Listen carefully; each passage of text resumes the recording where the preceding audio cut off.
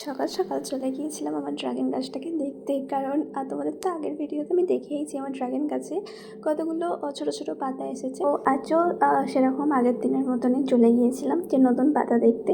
তো আবারও ছোটো ছোটো পাতা এসেছে, কি দেখলাম তো আগের মতনই আছে, কিন্তু হ্যাঁ আরেকটা গাছ থেকে পাতা গ্রো করার চান্স আছে। তো যাই হোক, তোমরা আজকে ওয়েদারটা দেখতে পাচ্ছ খুবই সুন্দর, আর আমাদের এখানে তো গাছই গাছ, তো দেখতেই পাচ্ছ তোমরা।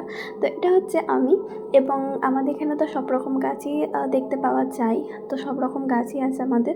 তারপরে আমি নিচে চলে এসেছিলাম, নিচে এসে এই যে আমার পড়ানো ছিল, দেখে স্টুডেন্টরা তো এসে বসে আছে, তারপরে আমি পড়ানো স্টার্ট করলাম। তারপরে পড়ানো হয়ে যাওয়ার পর শুনলাম যে আজকে বাড়িতে গেস্ট আসবে, সেই জন্য আমি যে বেড শিটটা, তো সেটাই এখানে মানে লাগিয়ে নিলাম। তো এখানে মানে সব কিছু ঠিকঠাক করার পর, রুমগুলো একদম ক্লিন করার পর, তারপর আরেকটা বেডশিট বাকি ছিল, তো ওটাও মানে বেডে লাগানো হবে। কিন্তু তার আগে যে একটা মানে কালার আমি মানে চুজ করে রেখেছিলাম, তো ওটা আমার সেরকম পছন্দ হয়নি। তারপরে এটা বার করে নিলাম, এটা হোয়াইট কালার, আর হোয়াইট বেডশিটটা খুবই ভালো লাগে দেখতে। আমার তো পার্সোনালি খুবই ভালো লাগে, হোয়াইট কালারটা আমার ভালোই লাগে।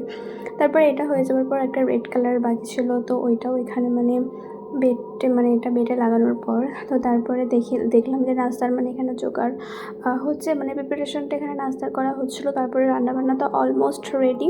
তো তারপরে এই যে একটা রান্নার দেখলাম সেটা হচ্ছে, এটাও অনেকটা হয়ে এসেছে, এটা হচ্ছে ইলিশ মাছের মানে এটা ঝাল হচ্ছিলো। তারপরে আমি তো মানে গোসল করতে গিয়েছিলাম, তারপরে আমার গোসল করা কমপ্লিট হলো।